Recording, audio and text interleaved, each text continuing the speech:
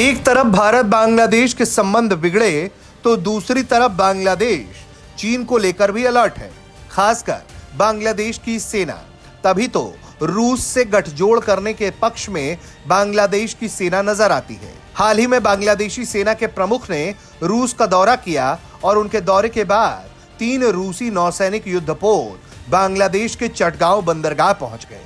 चटगांव बंदरगाह पर पहुंचने पर चटगांव नौसेना क्षेत्र के कमांडर के मुख्य अधिकारी ने जहाजों का स्वागत किया और जहाज पर मौजूद अधिकारियों और नाविकों का अभिनंदन किया। जो रूस ने 3 नौसैनिक जहाज भेजे हैं उसमें रिजकी रूसी संघ के नायक एल्डर तेस्डेनजापो और पेचेंगा शामिल है।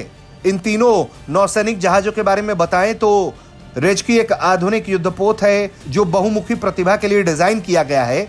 ये प्रशांत बेड़े के हिस्से के रूप में रूस की पूर्वी समुद्री सीमाओं की रक्षा करने के लिए कई तरह के कार्य करने में सक्षम है। वहीं एल्डर तेस्डेनजापो प्रशांत बेड़े में शामिल इस जहाज को बहुभूमिका संचालन के लिए डिजाइन किया गया है। पनडुब्बी रोधी युद्ध, सतही युद्ध और तटीय रक्षा शामिल है। साथ ही ये एयर फायर डिटेक्शन भी कर सकता है। वहीं जो तीसरा जहाज है वो एक बड़ा टैंकर है, पेचेंगा, जो रूसी प्रशांत बेड़े का ही हिस्सा है।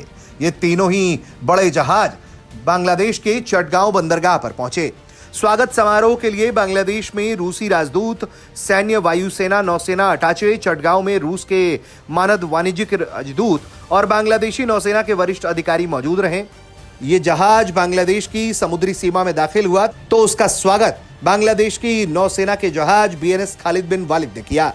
इस दौरे के दौरान ये युद्धपोतों पर सवार कप्तान और तमाम रूसी बड़े अधिकारी एक प्रतिनिधिमंडल के साथ चटगांव नौसेना क्षेत्र के कमांडर, बांग्लादेशी नौसेना बेड़े के कमांडर और चटगांव बंदरगाह प्राधिकरण के अध्यक्ष से मुलाकात करेंगे।